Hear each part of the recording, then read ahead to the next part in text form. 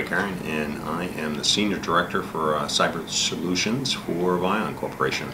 And I'd like to take this afternoon to just sort of discuss some of the key activities going on in cybersecurity over the last few months. I want to talk first about the fact that within the cyber community, a lot of activity going on to try and reconcile what we are seeing between the IC, the Intel community, and network operations. So ever more, both communities are relying on data that we are taking off of the network and off of the sensors. Need to come up with a solution going forward with how we're going to be able to use a single platform, or certainly use the single streams of data that are coming off of the network sensors to help both the IC community and a network operations. So one of those key events we're going to have to try and look at is how to be able to make sure both communities recognize they don't necessarily need to build separate infrastructure. They can actually use a lot of the same data. They just are going to use it in a different way. So as we go forward and look at how cyber analytics is going to help, we need to recognize cyber analytics really takes two key mission areas. It takes the near real-time, what do I do when I actually have an ongoing attack or I have an ongoing compromise? How do I react immediately to it? And then I've got to be able to look at my cyber and my NetOps data in a forensics way. What's the heartbeat of the network look like over 30 days, 60 days, 90 days? Critical piece is when you reconcile near real-time mission area, you need to prevent further damage either to the network or a compromise. Very similar if you put the concept of reacting to a flu epidemic. You want to be able to put quarantines in place and isolate people that have illnesses, same way you want to do with the network. The key though is, from a forensic standpoint, you need to say, okay, what caused that flu? What is the specific strain of the virus?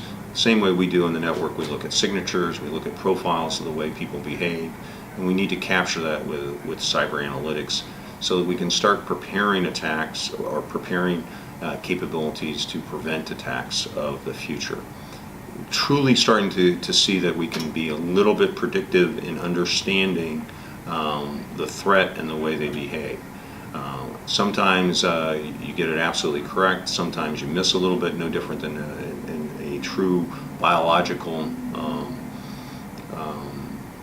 threat or virus. Sometimes your vaccine is perfect, sometimes it misses a little bit. But the bottom line is, as we start seeing cyber analytics come to the forefront and big data analytics, we can bring those tools to bear to help us with securing the network. Finally, we need to really start thinking about what is the impact if we start losing some of the technology to threats. Good conversation the other day with just think about what would we do today if we did not have access to GPS. 10 years ago, 20 years ago, GPS was a thought process of the DoD to try and help with battlefield command, of looking at blue forces and red forces on the battlefield in near real-time. How can I actually locate people on the ground instantaneously with a high degree of accuracy? But think about how that one single technology and capability has become so pervasive in our society now that if you would take that capability away, or if you would have it lost due to a cyber attack, what would we be able to do now? Many of our logistics systems, we do near real-time tracking of critical pieces of infrastructure with GPS, let alone how would we find our way without the maps that we so used to be able to do, but now we have Google Maps and we have Yahoo and we have so many other capabilities with that. So again, looking forward, just need to recognize that cyber solutions now are very dependent on big data analytics. The IC community and the network operations, the people that run the network and defend the network, are going to have to reconcile how they manage that data that comes from network sensors.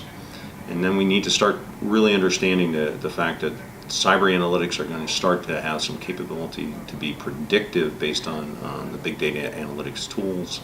And we need to understand the difference in those tools and in the data from a near real-time capability and a forensics capability. Appreciate your time today. Thank you very much.